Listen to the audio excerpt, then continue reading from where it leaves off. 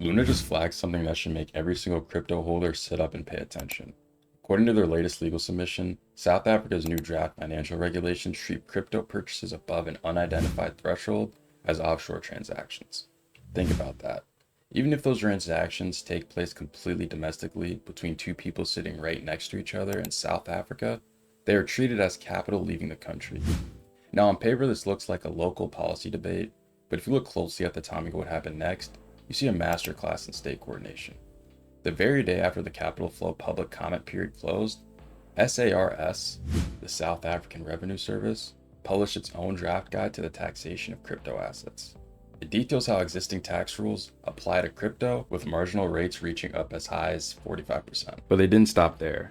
SARS has quietly stood up a dedicated task force with a terrifyingly corporate name, the Crypto Revenue Augmentation Unit. Its sole job? To track, audit, and match digital wallet activity directly to tax files. You honestly have to admire the audacity of that name. Treasury first, tax authority second. Same asset class, two entirely different enforcement mechanisms hitting back to back. Today, for the first time on this channel, we'll be discussing the absolute lunacy going on in South Africa.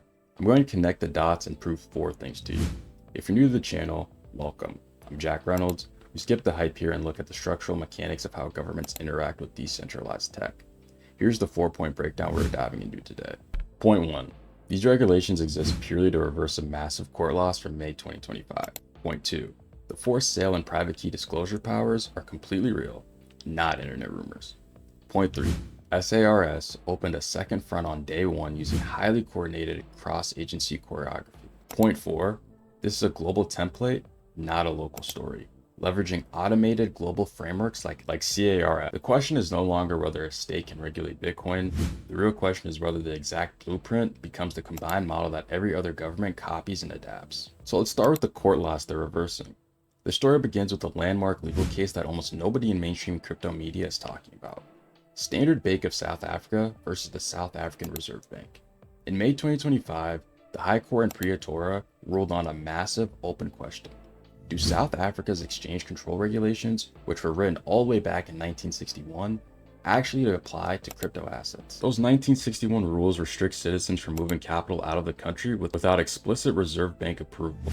The court's answer was devastating for the state. Crypto is not capital under regulation. Because crypto assets sat completely outside the framework, a 1961 rulebook built for a world of paper currency and bank wires had absolutely no grip on Bitcoin. The state's primary tool for stopping capital flight simply couldn't reach the exact asset class millions of South Africans were using to preserve value.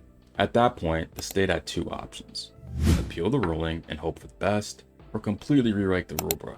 Naturally, they chose both. While the appeal is currently pending, the government moved aggressively. In the February 2026 budget speech, Finance Minister Enoch, I'm not even going to try to pronounce that, announced that crypto assets would be forcefully integrated into the capital flow management regime. By April 17th, the draft regulations officially landed in the Government Gazette. Here's the exact mechanism they used. The new draft redefines capital to explicitly include crypto assets and anything with monetary value or convertible to money. One minor definition change, and the court loss instantly evaporates. Cross-border crypto transfers are brought right back under the thumb of the Reserve Bank. Think about the honesty of that frame. This isn't a government modernizing rules out of love for innovation.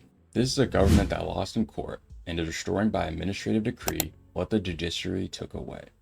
It is the first comprehensive overhaul of the exchange control system since 1961, and the trigger wasn't a process, it was defeat. And when you legislate from a loss, you don't just close the gap, you overcorrect. And overcorrect they did. If you hold crypto in South Africa above a specific threshold, the draft text indicates 3 incredibly aggressive provisions on you. 1. The mandatory declaration. Any resident holding crypto assets above the threshold must declare them to the Treasury within 30 days of getting them. But here's the catch nobody knows about within that threshold. The draft text literally leaves the number blank, stating it will be determined later by the Minister of Finance. You're essentially being asked to comply with a law where the most important metric is completely missing. 2. The forced sale.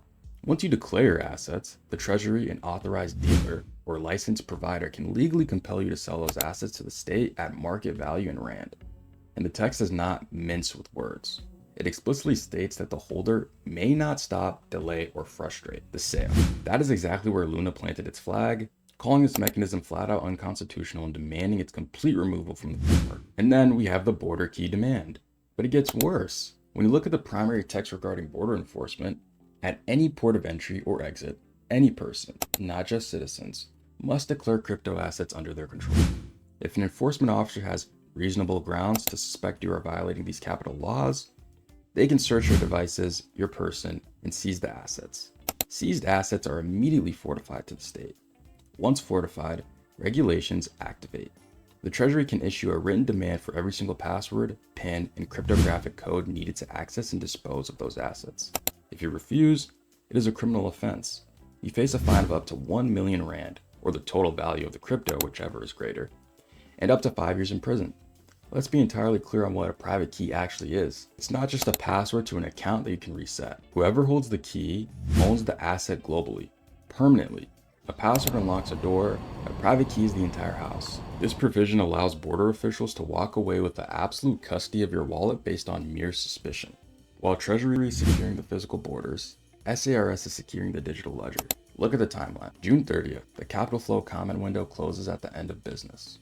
July 1st, the literal next morning, SARS publishes its draft guide to the taxation of crypto assets. To be precise, SARS isn't inventing a brand new tax here. They are consolidating positions they've held since 2018 to tell nearly 6 million South African crypto holders how existing laws apply to them. But the timing tells you everything. Governments do not accidentally choreograph consecutive business days across separate agencies. When a constellation ends on a Tuesday and an enforcement framework drops on a Wednesday morning, someone looked at the calendar. It points to a highly coordinated, multi-angled strategy. And this tax guide has teeth. Whether your gains are taxed as light capital gains or heavy income tax depends entirely on your intent. If you trade frequently, your profits are viewed as gross income and taxed at marginal rates up to 45%. If you hold up long term, you're hit with capital gains effective rates up to 18% for individuals. The catch here, the Income Tax Act actually never defines where the line is between a trader and an investor. And they decide how your behavior reads after the fact during an audit. And that audit threat is completely credible because of what happened on March 1st of this year. South Africa officially adopted CARF, the Crypto Asset Reporting Framework. This system automates information sharing between tax authorities across more than 100 countries. Your offshore exchange accounts report rights back home. The foreign wallet is no longer a shelter, it's just a disclosure you haven't made yet. Treasury takes the borders, SARS takes the ledger. Now let's get to point 4, the global blueprint. Now why should you care about this if you live outside of South Africa and never held a single Rand in your life? Because regulatory frameworks travel. South Africa is one of the largest, most sophisticated crypto markets on this continent, with over 300 crypto service providers already approved. Whatever survives this aggressive legislative process becomes the ultimate reference document for every finance ministry worldwide facing the exact same problem. An asset class that moves immense value across borders without asking for permission. So here's the state of this blueprint. First, we have capital controls, reclassifying crypto as capital to restrict cross-border flow. 2, implementing CARF to automate global wallet tracking.